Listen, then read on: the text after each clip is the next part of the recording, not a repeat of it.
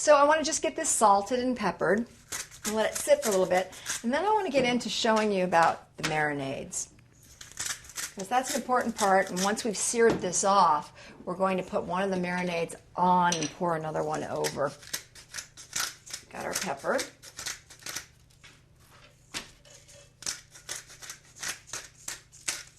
It's pretty simple. And we're going to truss it.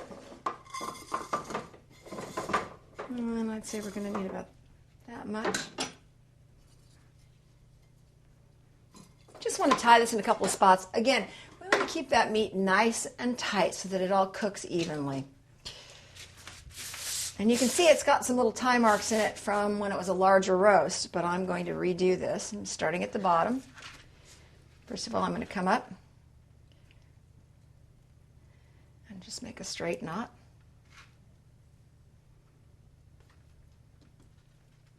And then, as if you were doing, let me show you this again.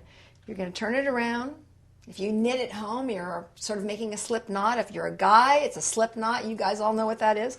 We're going to come up under the roast, and we're going to pull back and rock on it until it's nice and tight. And then we're going to do another one. Come up under the roast, pull back until it's nice and tight.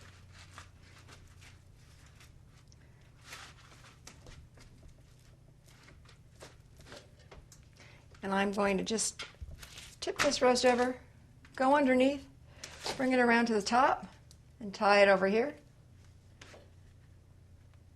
And that was really easy. People get so scared tying a roast. It's just a simple slip knot. But look, it's taken and it's made this very uniform, which means it's going to cook real evenly and sear very easily. It's onto our marinade.